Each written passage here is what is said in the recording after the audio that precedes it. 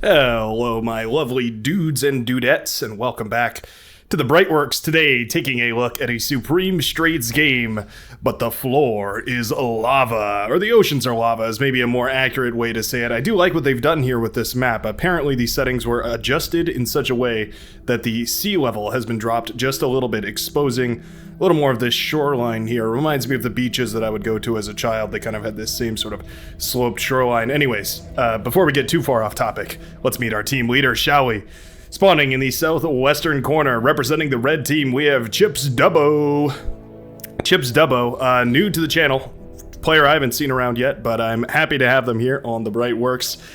And I'm sure the community will agree. Excited to see what they're going to bring out for us today. This is a low-skill lobby, so we're just here to have some fun. I mean, if the lava didn't say that already. Everyone here is just learning, just having a good time. So hopefully Chips Dubbo can wrangle these cats into a victory. Spawning in the northeastern corner, representing the blue team, a Cortex commander dressed in blue. It's a little cursed, but it's still beautiful as they go for the early bot lab. It's gonna be Korra. Korra reminds me of the Legend of Korra, the Avatar.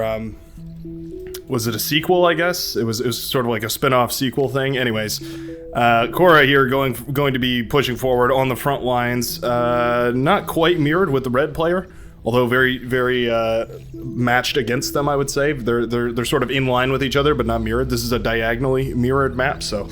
Technically, the mirrored position here would be where Axie 6677 lies. A lot of Cortex players here. Don't blame them. I've actually been playing a lot of Cortex recently. Wow, all Cortex players here in the front for red. Okay, we do have some Armada in the back. That's good. You do want a mix of commanders, a mix of factions to get the best of both worlds. But well, oh yeah, I was saying that. Yeah, I've been playing a little bit of Cortex myself, and I gotta say, I have to amend some claims I've made about the solar panels. As a Cortex commander, the solar panel seems a lot more viable. It's only 5 metal cheaper. If we look at the metal cost here, it's 150 versus the solar panel for Armada being 155. But somehow it makes the difference. I don't know what it is. Yeah, I've been enjoying Cortex. It's a lot of fun, and the way that you can mass produce the grunts early on into the game, it's actually a really great counter to that Blitz Rush kind of meta that we were seeing for a little while there. So it's been a lot of fun to see that. We do have a lot of units starting to bolster up the front lines, but nobody really got that much aggression across the map, and it's sort of a shame. There's these huge lanes open on both teams on both sides here. I wonder if you could even sneak units around here. You'd have to deal with a little bit of lava, but if you micro them absolutely perfectly, yeah, you might be able to sneak them around the side over there. Very interesting. Very interesting to see. Looks like we have a little engagement here. Nothing too serious, although we do lose a couple grunts essentially for free. Not the end of the world, but certainly those early game units are what you're relying on to do a lot of damage. Take, for instance, the fact that these metal extractors are 4.3 per metal extractor here in the middle of the map, so having just one of these under your control can really boost your economy, especially as a frontline player. Korra is going for that frontline vehicle lab. I actually haven't seen this very recently, or very often recently. But it was a very popular meta for a little while there. It was dominating the ladder boards. It was a really popular strategy. I do like what we're doing over here. We are sending fighters as well as constructors over to each of these islands here from Ender Robo, who's done a great job actually of claiming both of them. That's going to give them a tremendous advantage. That really can be the deciding factor here. Do we have an air player here for the red team? We do have an air player. We just don't have fighter production right now. We're worried about teching for the most part. Economy is still looking solid, although we need construction turrets. We need more build power here, it does seem. Because we just can't quite spend all the money that we have. Big Australian team, I think this is Australia anyway. Anyways, big organized teams here. We have a lot of Americans, and we have a lot of this flag. I think that's Australia. The land down under.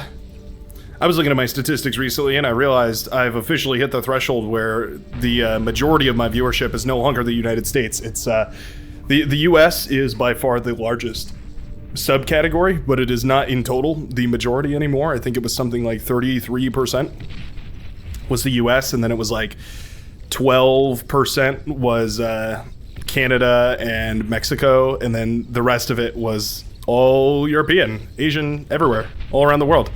I was pretty thrilled, you know, really, you know, not to get too sappy here, but it's a real privilege to be able to have a global community like that. It feels a lot less insular, and I get to talk to people from all over the place, and I'm just all about that. You might have guessed by the fact that I do these 40-minute long commentations every single day.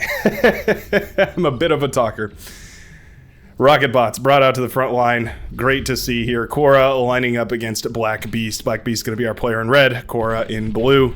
And the rocket bots, I would love to see them start working on these static defenses. Sure, working on the units works too, though. Oh, that crab took a hit.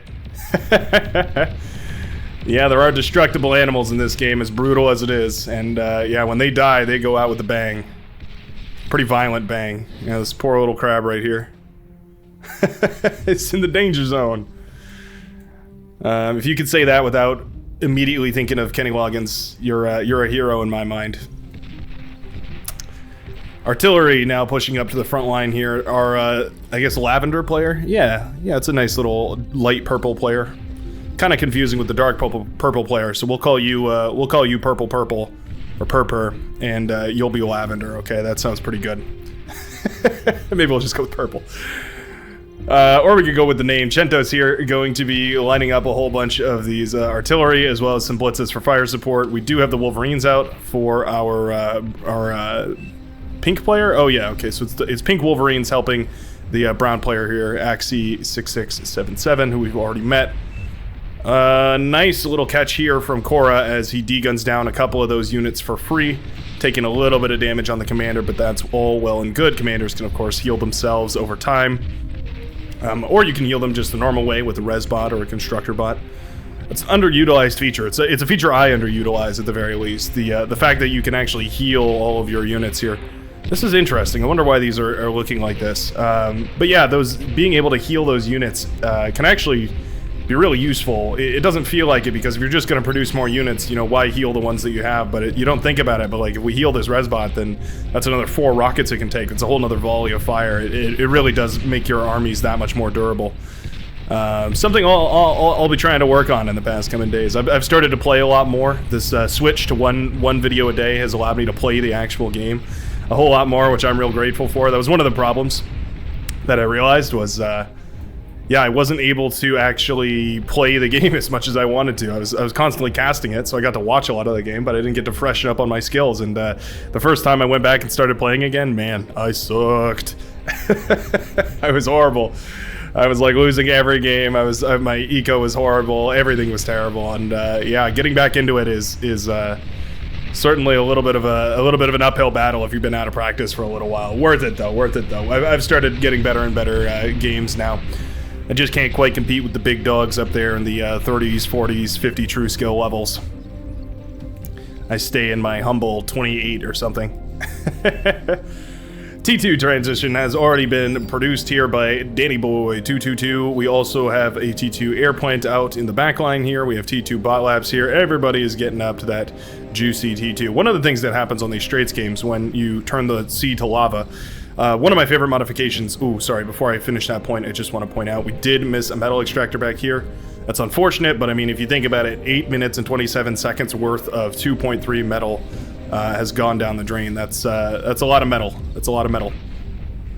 Anyways, one of the interesting things that happens when you turn the sea to lava on Supreme Straits is it basically means that the backline extends. So this position here, as well as this position here, are all normally going to be front line or C. Well, those two are C lane players, but they have a front line to contest. When you turn the sea to lava, they don't really anymore. So what you get is you get techers.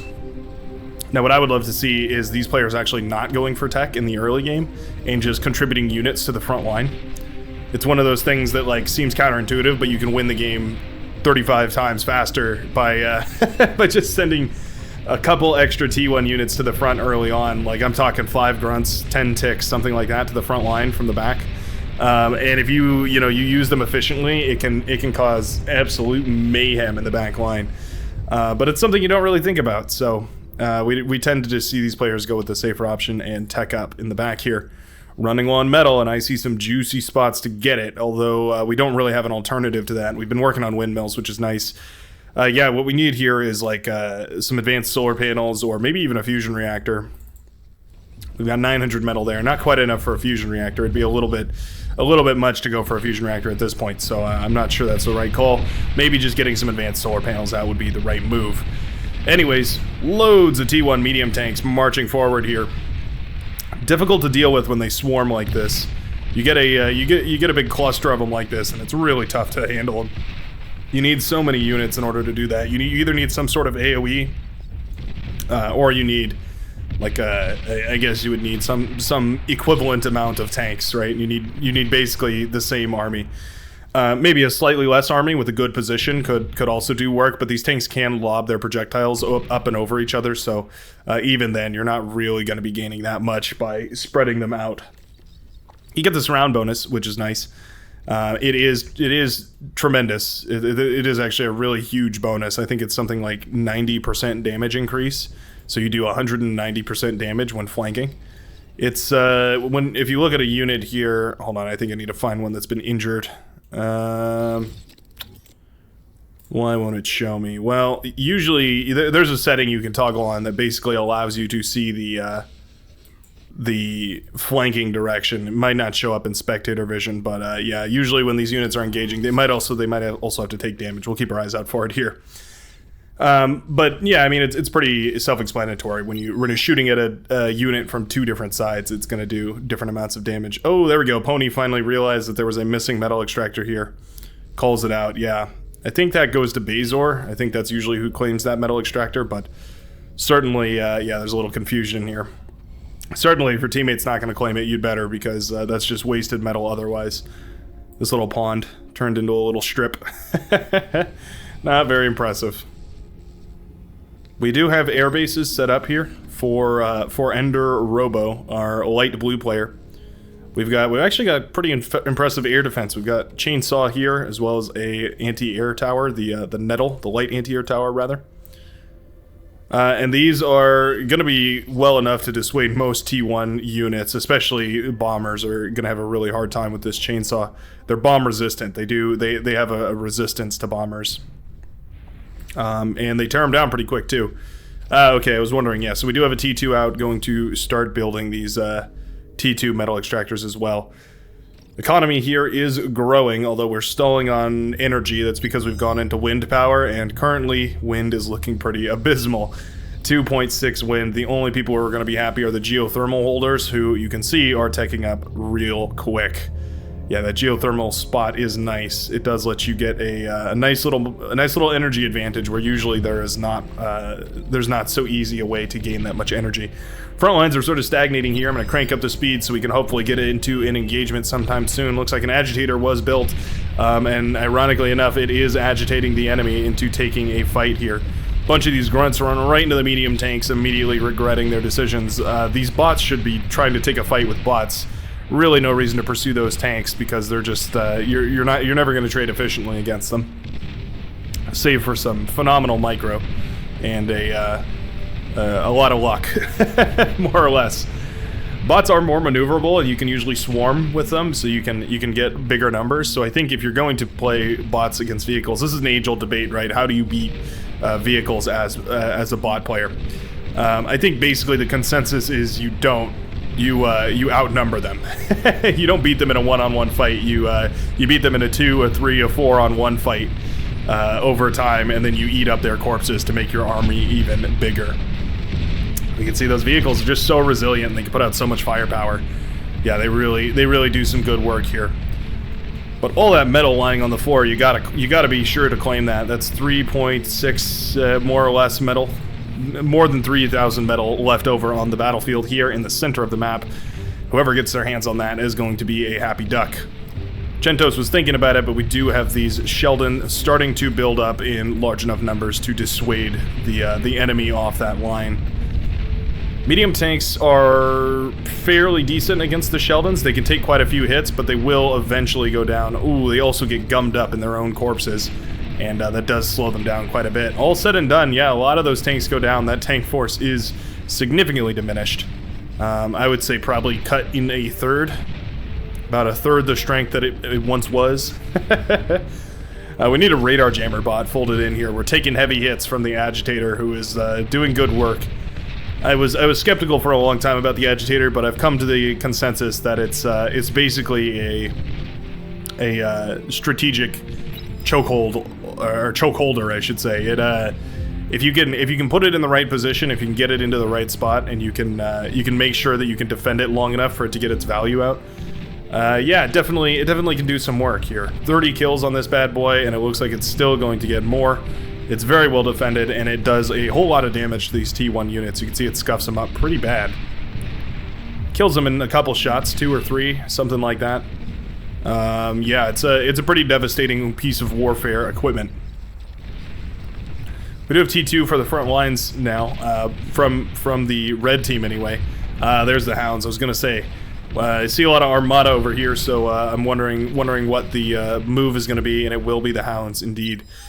We also have artillery over here. We have the Wolverines, still valuable, still able to put out a whole lot of firepower. If the enemy is standing still, right? That's kind of the caveat. Reclaim bot, that's what I'm talking about. 5.4 thousand metal lying on the beaches here. Very, very valuable. Spybot here, incredibly valuable. Well, we're hoping to see some value anyway. There we go. Yeah, the Spybot is allowing this agitator to get near perfect perfect vision on all of these units, and it's proving to be quite useful. Yeah, the green player is contributing greatly to the frontline success with just a single Spybot. Really goes to show you that sometimes the right decision is not the most costly one. It can be cheap, and it can be highly effective. Yep, this lone agitator has definitely got its value out. 56 kills. Yeah, I'd say that was definitely worth the investment. We are doing damage over time here. Slowly but surely chipping away at all of the units over here. The agitator's range, yeah, it can still reach out pretty far here. And the further we reach out, the less accurate it is, but overall, I think this place is going to have a grand old time. The blue team is going to have a grand old time. Juno was built. That's interesting. It feels a little early for a Juno, but I guess better sooner rather than later. The Red Army is feeling confident here, and really they should. We have a couple of Arbiters in the chat, and they are happy to lay down that long-range heavy DACA. Those heavy missiles can do a lot of work. You can see every time they hit, they do a big chunk of the health here. Sheldon are also starting to mass in such numbers that they can even counter the T1 stuff here. They are the medium tanks here, the heavy hitters here. The stuff that usually the Sheldon struggle against, they're finally being able to snowball. That's the right word. They're hitting critical mass, and eventually they're going to be able to snowball to a victory here. The tanks, that one's burning up alive, taking heavy hits from a lot of the artillery, long-range firepower over here. The welders are trying to give the covering fire in order to get these Hounds in range here, but there is still those medium tanks. All said and done, that was a very, very cost-effective trade here for the red team. Red team looking completely dominative at the moment. Mostly just teching on the back of this here for our yellow player, as well as our orange player. Yep, who's going up to a fusion reactor. We've got energy converters, all sorts of stuff. We do have a commando out. Interesting. Maybe we're going to see some interesting plays from the commander. Oddly enough, they changed the menus here, so you have to hit the control keys in order to pull up the right menu so that you can continue to lay down the landmines. I thought they'd remove that at one point, and I can see why, right? It only takes getting blown up by commando landmines to once. I mean, it only takes one time of that, one turn of that, before you feel like that should be nerfed. But also, it is part of it is a critical part of their kit, so it's pretty hard to balance that.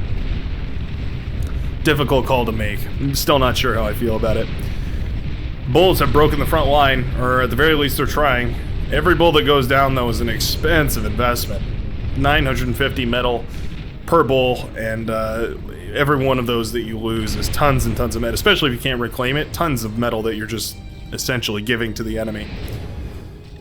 At this point, we do have a big tech center going on back here as well. Hassan Ma has seen a couple YouTube videos, knows what they are doing, despite being a 9 true skill and 1 chevron. They're well aware of what they should be going for here. We've got the air lab, we've got the fighters coming out. That's very nice to see. The fighters are patrolling in front. Benjamin is the air player here for the red team, as we've seen, and they are starting to tech up themselves. Thinking about a nuke here, even. Do we have the economy for that? Yeah, I guess we do. I would really like to see maybe 2 fusion reactors before we go for that nuke, but I suppose this will do. 2 advanced fusion reactors and a regular fusion reactor. That'll be fine. Did I say 2 advanced? I meant 2 advanced fusion reactors. Those big bad boys. Manticore is coming up here. Interesting. So we are thinking about tearing down the air wall. That's always a good idea. We also see some of these Hornets, the Armada T2 gunship. Very powerful unit. It can do a lot of damage. You can see those missiles it fires are really, really high damage. Those can they can tear through the T2 units, and in big enough numbers, they can even tear through the T3, which is something to be said. Catching this tremor would be nice. Tremors are very expensive and very slow moving, so if you can ever catch one, it's always a blessing. Always nice. Hornet's actually doing really good work here. They were just the right call. We didn't really have the anti-air units on the ground. Would have loved to see a couple of these fighters diverted to try and help the team with these Hornets that have been crushing the units on the front line. At this point, Hassan Ma has gone into the unit production, and so we are going to start pumping out Sheldons here. I figure if you're a backliner, you might as well just tech up to 4 advanced fusion reactors and plenty of energy converters and go for that T3. Nuke here as well for the green player. So both teams are thinking about going thermonuclear, but at least for the time being, things will be alright. We do have anti-nukes in the back for our eco centers, or at least 3 of the major ones for the red team. The blue team is looking a little more lacking about that. We do have anti-nukes. They are just not charged yet. They make a beautiful little Treyarch symbol. But yeah, they are going to cover the majority of the map here, but it does still leave our dark green and our light green player, or seafoam player, if you will, a little exposed here. We're going to spread out our advanced fusion reactors too. Always tricky, right? I mean, you can spread them out, but the explosion radius is so gigantic, it it doesn't really matter all too much.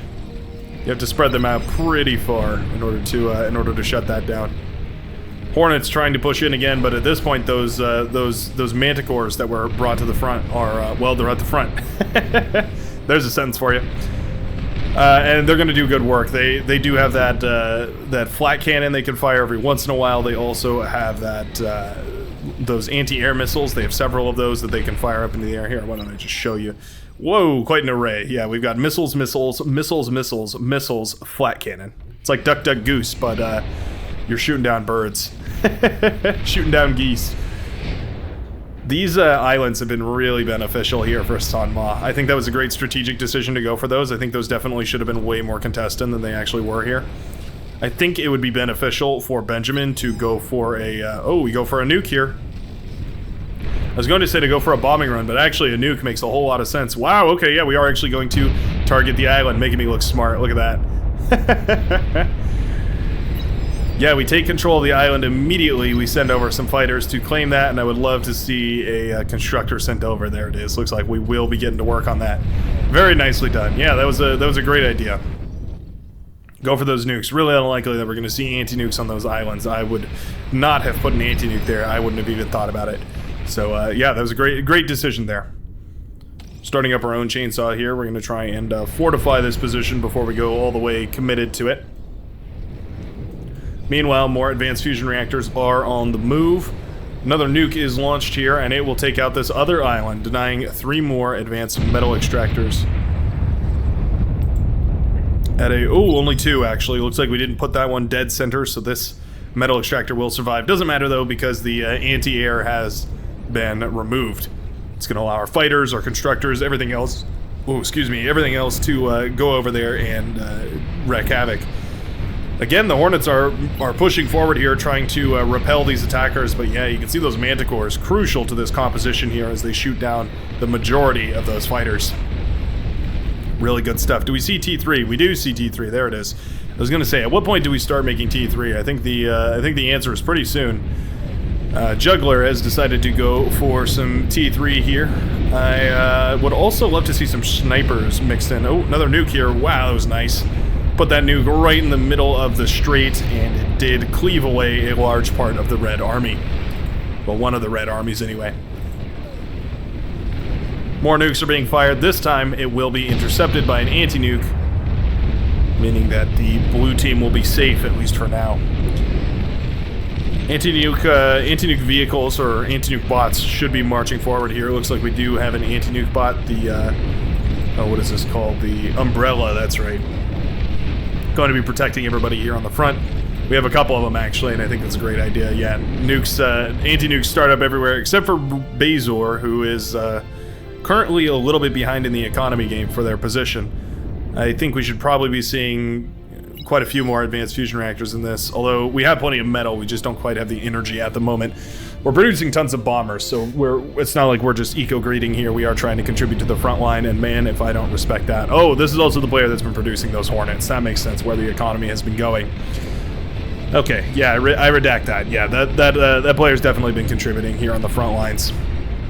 Always good to see some air support on the front. A couple of these grunts are starting to swarm forward. Well, hundreds of grunts are starting to swarm forward, I should say, as Strider Mac has begun full-blown unit spam. Unelegant, but it is often very effective. Grunts are paper thin. Ooh, that was a really nice nuke here. Lands on top of these Karganeths, but blows away everything else. These spider bots are the only things left standing. What did I say? Sounds like a parent scolding their child. What did I tell you about building anti-nukes? So one interesting thing about this lava is that it does a set amount of damage per time, not a percentage over time, so it just takes away health, a certain amount of health per second. Which means that units that are particularly tanky, like say for instance a Titan or a Juggernaut, are completely capable of walking through the lava, and they just soak the damage, they just take the damage. They have enough health, they don't really care. Vanguard are whittling away, well, whittling isn't really the right term, it's more like hogging away material here as we carve through the T1 trash that is now being thrown against the blue wall. Mammoth are also a pretty good option against these T1. They fire that long-range heavy laser cannon, and when you get enough of them built up here, they can certainly do some work. Looks like more and more Hornets are being brought to the front line. We're really concerned about something big here, and I think that is a valid concern. Oh, I see what's happening. Oh, I see what's happening. We all know this maneuver. We all know and love it. It's the Nostradamus. Danny Boy apparently going to be going for some cheeky Nostradamus maneuvers here. We do have the transports being built, and that is always a fun one to see. I'm really excited to see if we can pull it off. The idea here, well, I won't spoil it. I'll let you guys watch this in great glorious detail, as this ought to be a treat in case you haven't seen it. By the way, if you haven't seen it, you're missing out pretty bad. Long-range plasma cannons being built all over the place. We are trying to distribute firepower across the front of the front lines here. Chento's taking a hit from a LRBC that's gotta hurt. Down to 47% health. That commander's got to back out of there, otherwise things are going to get real risky. Mammoths are looking pretty healthy. This is dangerous. Black Beast is going to have to do something about this. Whoa, nice connection right there. That nuke took out a huge part of the army that was standing by. Yeah, these mammoths, they're continuing to march. Chips Dubbo appears to be a bit upset about the lack of anti-nuke, but I frankly can't blame him. You know, you try your best to help the team out, and they blatantly ignore your concerns. It's hard to feel sorry for them when that nuclear apocalypse hits their front door. All we can do is help them. Commander is moving forward here. I think this could have been a little bit sooner. We're going to have to cloak. Oh, no, we're actually going to run away. Okay, we're going to try and take these down by force. I don't really think we have the units for it, I'll be honest. Karganeth are decent, but they're not great. Anti-nuke did airburst a nuke over here. Always comforting to see that. Oh, and we're already starting up the Ragnarok. Get ready to rock and roll. How many transports are we at now? 95. Not bad. Probably could do with a lot more. Okay. What you want to do here is hit X twice. You want to hold Shift and left Alt, and then also Spacebar. And what that's going to do is distribute the command. I'll stop doing that so I stop lagging the game. That's going to distribute the command to all of these constructors, and it'll let them all go start one on their own. That's going to mean that you're going to have way more turrets starting up all at once here. Just a bit of a micro-control thing, but it will help you perform that maneuver a whole hell of a lot faster. Thor's on the front line, and those are hard to beat. T1 spam is essentially reduced to ineffectiveness at this point. I think what you do when you see this many units coming through, you turn off the factories, you stop producing T1 units, and you just start ecoing like a greedy hog. You got to make sure that you get that eco down. I like that these have changed hands over here. I like that we've seen these go from the blue team to the red team here. Love to see those aerial battles. Not the Little Mermaid, the type of unit. Resbot's critical here to make sure that the team's economy doesn't collapse. If you stop trying to resurrect off the front lines, a lot of that metal that you're putting into these T3 units will be wasted. And that's never a good thing. Never a good thing. You want to make sure that you get the absolute most out of your metal at all times. And one of the ways to do that is with these heavy tanks. Just double checking to make sure we don't start the Nostradamus quite yet. Have some time to spare, so we are going to take a look at what these Thors are getting up to here. Looks like a commander did go down, not surprising with all this T3 marching in. These Thors also have that EMP missile. It's easy to neglect that, but it is important that you don't. That EMP missile can do a huge amount of damage. Well, not damage, but it can empower the Thor to do a huge amount of damage, I should say. Imagine if all the static defenses that are guarding against these Thors, like Pulsars, the Cortex one, which I can't remember at the moment, Bulwark, that's it. I mean, imagine if those just shut off, right? And essentially, you don't have any defenses anymore. We are self-destructing these Thors here. It's quite nice. I do like to see a little bit of self-destruct micro. Hard to remember to do that oftentimes. But it can be the difference between giving your enemies a massive metal income versus denying it. We are ready to begin. Oh, looks like a Juggernaut did walk across here. Stormbringer is actually a pretty decent counter to Juggernauts. If the Juggernaut is whoa, there we go. If the Juggernaut is unguarded by anything, the Stormbringers can actually, the Blizzards rather, Hailstorms, are those the Cortex ones? The heavy bombers, they can do a whole lot of damage. They can be really effective. Just something to keep in mind. These guys are printing beamers at lightning speed.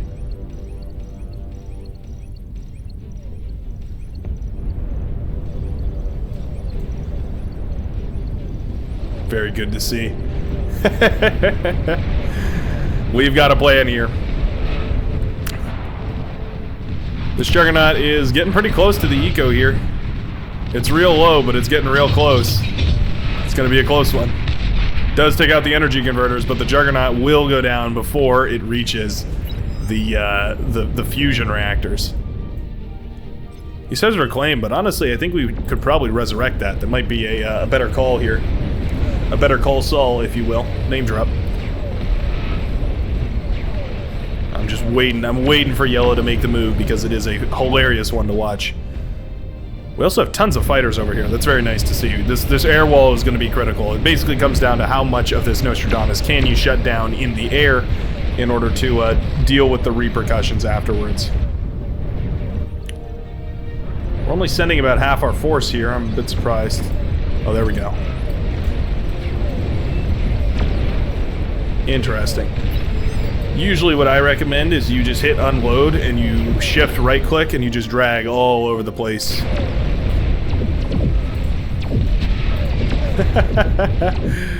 And suddenly everything is paralyzed.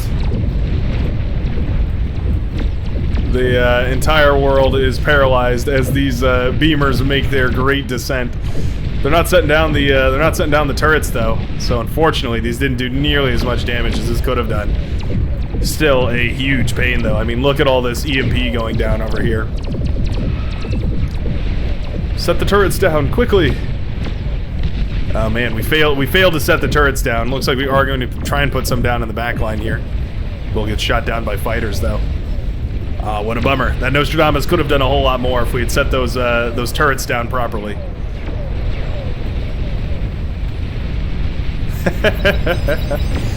Chips Dubbo says that's why everyone's game was lagging, by the way. He's not wrong. And that did allow the Ragnarok to come up in time, so not enough damage was done with that Nostradamus, and it does mean that the Ragnarok is firing straight into the base of red. All of the construction turrets go down, meaning that none of these fusion reactors are going to be healing themselves anymore. That's dangerous. Dangerous to see. Ragnarok trying to fire at whatever it can. We are targeting in the back, we're targeting in the front, we're targeting left, right, and center. More of these planes. Ah, there we go. That's what we like to see. Oh, nope, don't change it.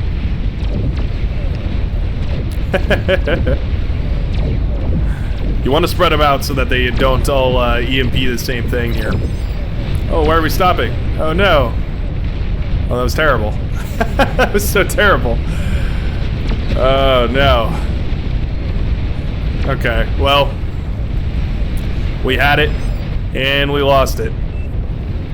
That should have been a whole lot more damage there. For anybody that's curious, the way you properly do that is you want to spread them out as much as you can, and then you want to shift and hit U to unload, and just drag a tremendous line all over the place so that these little dots appear everywhere. And once you do that, they'll just start setting down the turrets everywhere on the enemy side of the map, and it won't matter how many of them you shut down, because there's always more. There's always more to bring out here. Whoa, looks like that Ragnarok did get a nice little line of fire into the yellow base here. We do get a couple of hits off of these fusion reactors, and there goes the yellow production center. That was brutal. I like the attempt, Danny boy, but you didn't quite have it done, and unfortunately, it cost you everything. What did it cost? Everything. Little Marvel trivia for you there. The fighters are going in. We're just grieving at this point. We're just throwing the fighters in to mourn the loss of our base, our facilities, our homes.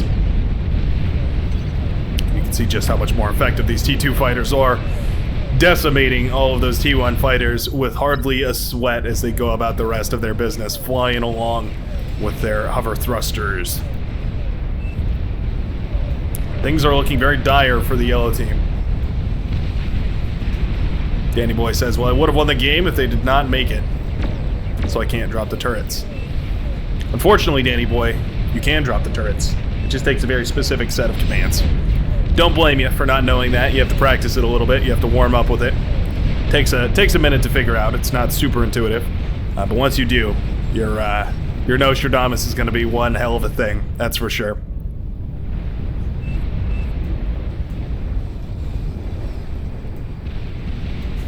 They sure didn't drop one turret. You're not wrong about that. They don't do it on their own. You have to tell them to. And unfortunately, they were not organized in such a way that they felt it was necessary to drop a turret. Nuclear chambers require 1,000 energy per in order to charge, so you need a tremendous economy in order to build this many nukes here. Every 3 of these nukes takes an advanced fusion reactor, is another way to think about it. So what we have here is, nope, not you guys, 6 fusion reactors and 11 nukes. So if it's 3 per, you can do the math. But we're hitting our economy pretty hard. So when you're building these nukes like this, what you always want to remember is you're going to have to build way more advanced fusion reactors than you think you should in order to build one of these nukes. I mean, just remember that 3-to-1 ratio, and you'll be in good hands there. You're not going to stall your economy out.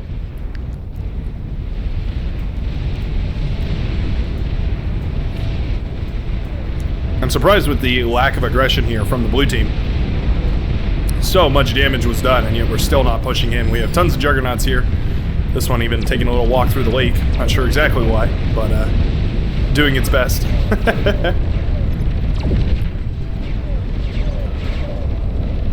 You might have seen it there. That's the reason why those are so powerful. They can paralyze the flak turrets. So the flak might take up take out one of the flak turrets. It might, or the flak might take out a couple of the transports. I mean, might take out a lot of them, but eventually one of them is going to hit that thing with its stun beam, and it'll shut it down. And then all the rest after that have an easy time rolling on through. They can also shoot at aircraft. It's less common that we see that, but they can technically shoot at aircraft. And it's pretty funny to see paralyzed planes because they just skip off the floor like rocks on water, stones on a throw, or thrown stones on a lake. Man, words are hard, guys. Words are hard. Come on, push already. We're all waiting for it. 2x speed here as we wait for all this T3 to march. Would love to see it. We're using this Ragnarok, which is always nice to see, but yeah, we could be getting a whole lot more done.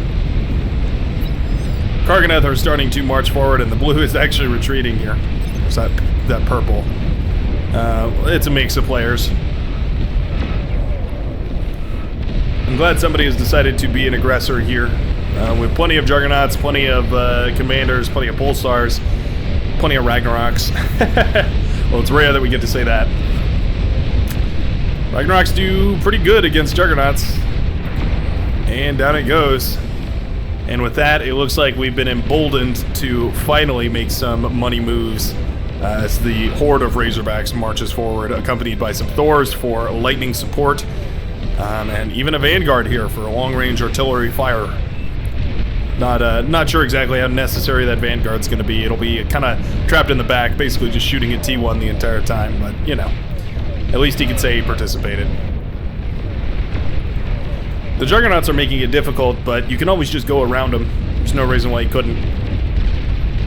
I wouldn't mind seeing T2 spam like the Sprinters or Fiends or anything like that. I think if you're going to spam units, you want to aim for those T2 units. You might as well. Spamming out these T1 units, I mean, this has been just a tremendous dump of metal, but it hasn't really effectively done anything. Arguably, it's given you the vision, I suppose. But even that is sort of a negligible side effect to the amount of metal that you're constantly pumping into these. If we just zoom in real close here and we take a look at all of these turrets, and then all of these, you can see we're dumping in excess of somewhere around 100 metal per second into these factories in order to stream units out like this. I was curious about that. Okay, so hover tanks will take damage when they try to make it into the lava there. Looks like we did overwhelm the anti-nuke systems here and pierce through, wiping this player. Was there a player here? I don't know. Where once there may have been a player, there is now a crater-sized hole in the middle of Supreme Straits, where nuclear annihilation has struck once again.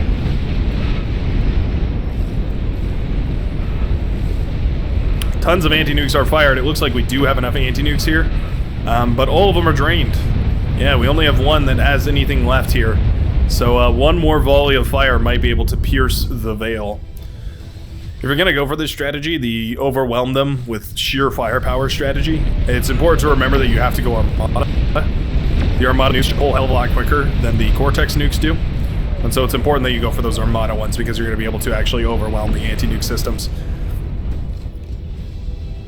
Yeah, we've got a few almost done charging here, but it is going to take a while. Meanwhile, we have more and more nukes building here, more and more advanced fusion reactors. Looks like Dr. Fiddle-Me-Bum did hear my suggestion to build a couple more energy converter, or a couple more fusion reactors, rather. That's very nice to see. I wish when I selected all my nukes it would tell me how many I have charged total. That'd be nice. Maybe there's a widget for that. Somebody will have to let me know down in the comments. Hornets on the front line here. Let's get a atmospheric shot. Turn on F5 mode and we'll just we'll cruise around here for a minute. Look at these Hornets at the ready.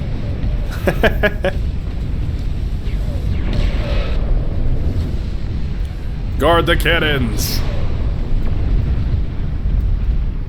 Oh, the Juggernauts are on the move. That's pretty cool. That is a pretty epic scene. Man, the Ragnarok is so devastating. Look at that beast. hurling plasma projectiles at Mach 10 all the way around the world. Zoom.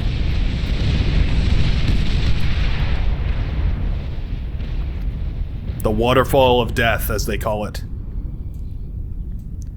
It's a lot of juggernauts for the pink player too, though. Cannot underestimate that. We're looking at a whopping 10 juggernauts here. That's a lot. That's definitely enough to do some damage. It's just a matter of who's going to use them, right? The Ragnarok is still firing into the base. We never really addressed it. It's still up and running, and it's guarded by an air fleet, tons of Hornets, all sorts of stuff. You're not really going to be able to break that with anything short of a miraculous amount of bombers. Oh, I think we did get it, but just barely. Yeah, we just barely managed to shut down all those nukes. One more anti-nuke remains here. I'm trying to locate it using its circle. Looks like it is right here? No. Right here. Ah, yes. Five anti-nukes left on that bad boy.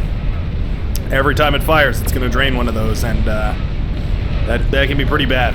The Hornets have decided to march forward, or fly forward, I should say, as they discover that there is suddenly no air wall at all, so we can just fly these on through. Yeah, not sure why we're going after the small fries when we could be going after the eco centers here. Yeah, don't go after the bulwarks. Go after the advanced fusion reactors. There's basically no anti-air defense. If your fighters can make it through, the Hornets are going to have an easy time making it through. Ooh, a nuke does finally manage to pierce the veil as Strider, Mac, as well as, what is that? Curbnelius. Both of those players take a huge hit here. Wow, those Hornets must have been grouped up because they all went down at that moment. That really hurts to see. Yeah, this is the wrong idea. The Cortex nukes just charge so much slower. You need twice as many of them. A little bombing run here does blow up the eco center, or a big part of the eco center anyway, for Strider Mac, as now their economy is going to start to falter. I imagine it will anyways. I guess we do have some advanced fusion reactors still. We did decide to finally use our juggernauts. It's nice to see. But it might have been a little bit too late. We're kind of on the edge of the game here. Things are coming to a close rapidly. We did spy this Ragnarok for the red team in the nick of time, and it will be shut down eventually by the blue Ragnarok, or the green Ragnarok, I should say. That's a lot of metal right there. If we take a look at this. Oh yeah, just a casual 46,000 metal. Oh no, my bad. A casual 118,000 metal. Yeah, that's fine.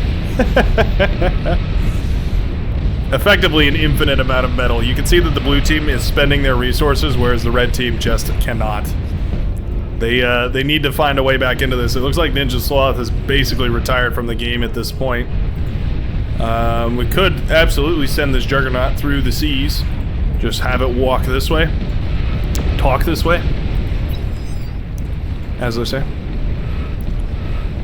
I think that would have been a great option here, and it's unfortunate that that's not what we saw. Take advantage of that unique terrain. It is pretty scary to send those bad boys into the lava. You just built them and gave them a shiny paint to coat. It's annoying to have to send them into the fire pits. Just trying to think of the planet that Obi-Wan Kenobi and Anakin Skywalker fought on. Somebody will have to let me know. It's slipping my mind at the moment. Put it down in the comments. I'm sure somebody out there has to know, has to remember. More nukes ravaging these islands over here. At this point, I think it's fair to build an anti-nuke, but we are rapidly pushing for a close here. All of the anti-nukes are drained for our orange player, who is already tapped out of the game, as nuclear annihilation reigns. That's disheartening to see. It's disheartening to be that player when 35 nukes land on your base and you realize, yeah, there's not really anything else you can do.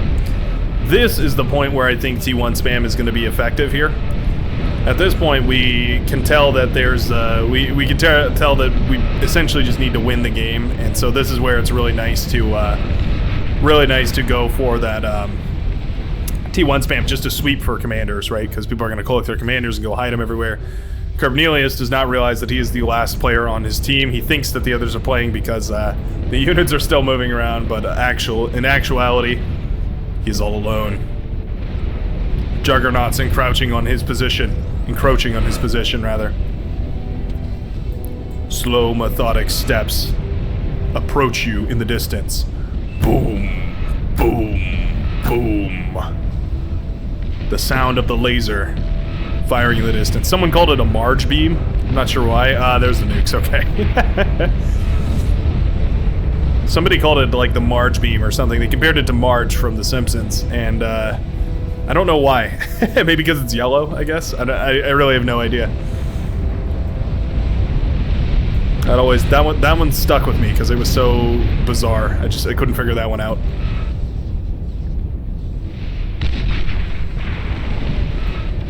Nice little D-gun there. Oh, but the shotgun blasts do take out that commander. Now we have phantom commanders all over the place here. Yep, the resign button is going to be right up here in the top right-hand corner in case you're ever in this kind of position and you need to, you find yourself playing against a team of ghosts. Oh, there we go. Kerbalicious does, or Cornelius. Kerbalicious. I'm not sure where that came from. Cornelius does in fact end up going for that take command in order to put the economy in his back pocket. A little too late for that. This has all been available for a long time, but eventually the final commander will go down. Very nicely played by the blue team here. Getting that Ragnarok up was absolutely critical, and applying just the right amount of pressure. Turns this game into a T3 smackdown when you turn these straits into lava. But man, does it make for an interesting match. Thanks a ton for watching, folks. I hope you enjoyed this one. I hope you, right there behind this screen, enjoyed. I'd really appreciate it if you left a like down below. I can't express how grateful I am to you every time that you do that. It really does help a tremendous amount, like a comparable amount, like 20% increase in volume of traffic. So it's always a kindness you can do to me. But anyways, I hope you have a lovely rest of your day, and I will see you in the next video.